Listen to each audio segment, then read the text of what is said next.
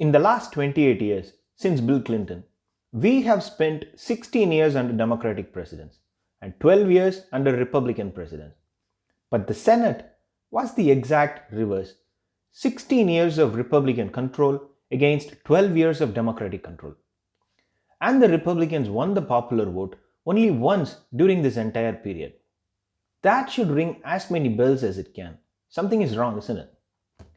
If democracy is about the majority, if a presidency can be decided by a margin of 537 votes, just 537 people, then how can a party that won the popular vote once, earned the support of the majority of the people in the country only once in 28 years, can control the Senate more than the other side?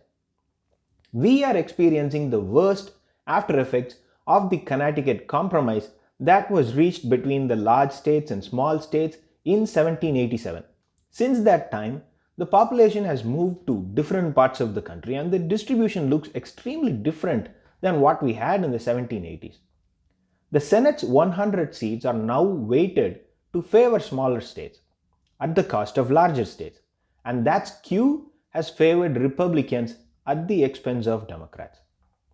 If Republicans win both the seats in Georgia and hold a clear majority, they will represent about 47% of the population in the next Senate. If Republicans lose both the seats in Georgia, they will still hold half of the Senate seats while representing less than 44% of the total population.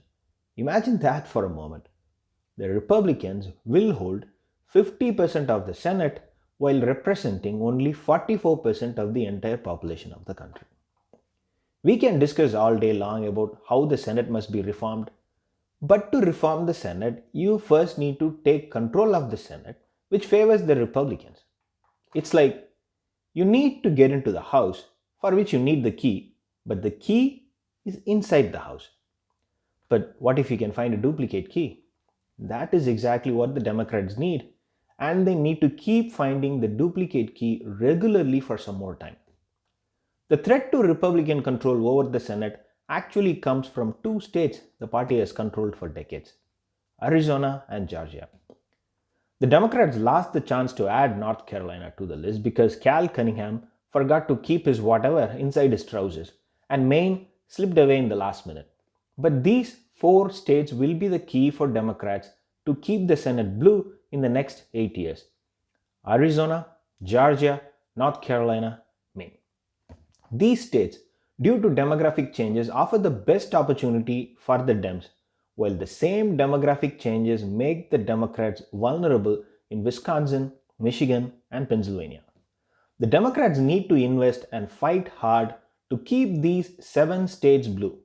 That's 14 seats, out of which 6 have been reliably Republican for decades in the Senate. You turn the reliably Republican into reliably purple or even safely blue, then the Democrats may not need the Senate to be reformed. They can still keep the Republicans far away from the majority leader seat. So if you are spending money on Senate candidates next time, remember this list: Arizona, Georgia, North Carolina, Maine, Wisconsin, Pennsylvania, and Michigan. And stop running after fool's gold in states like South Carolina, Kansas, and Kentucky. Thanks for watching. If you like the content, please subscribe.